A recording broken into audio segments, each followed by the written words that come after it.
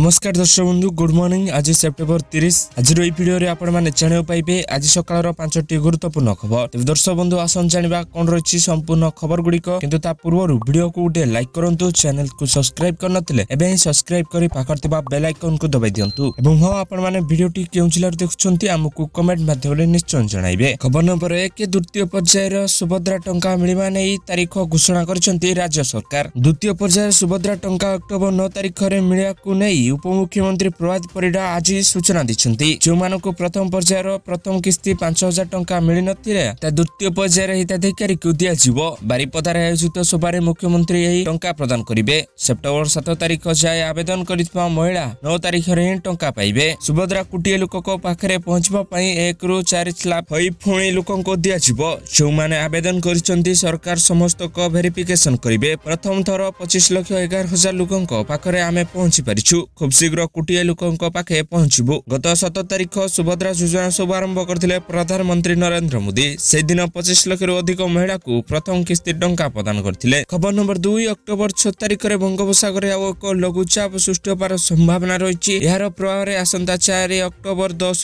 जाय राज्यर प्रबल वर्षा होबार संभावना रहिछि। एनै पाणीपाग विभाग सूचना दिछि। सूचना अनुसार भारतीय पाणीपाग विभाग जारी होइतिबा प्रेस रिलीज रो अक्टोबर द्वितीय सप्ताह अर्थात 6 तारीख बेड़को पश्चिम केंद्रीय बंगोपसागर और तार पार्श्ववर्ती अंचल रे पाणीपाग विभाग लघुचाप सृष्टि होबार पुनर्मान करिछि। सेपटे वर्तमान राज्य रे कोनोसी निर्दिष्ट नियामक सक्रिय नथिबा बेले आगामी 5 दिन अर्थात 3 जाय बड़ वर्षा नाही। किछि स्थान रे बिजुली घड़घड़ी सह हल्का रु मध्यम वर्षा जारी रहिबो। पर 4 तारीख पर पुणी वर्षार परिमाण बढ़िबो बोली पाणीपाग विभाग पुनर्मान करिछि। खबर नंबर 3 राशन कार्ड हिताधिकारी को पई मंत्री को बड़ सूचना। प्रकृत राशन कार्ड हिताधिकारी चिन्हट पई चलीथिला केवाईसी एबे बंद होबनी। जे पर्यंत शेष व्यक्ति को केवाईसी सरीनी से जाए काम चालू रहिबो बोली आज सूचना दैछंती खाद्य और जोगाण मंत्री कृष्णचंद्र पात्र। मंत्री आहुरी कहिसंती पाखापाखि 3.5 कोटी लोकंको केवाईसी होबो। अद्यवद्य 2 कोटी लोकंको केवाईसी सरीछि। आउ 1.5 कोटी लोकंकर बाकी रहिछि। एथि पई मासे 1.5 मास समय लागि पारे।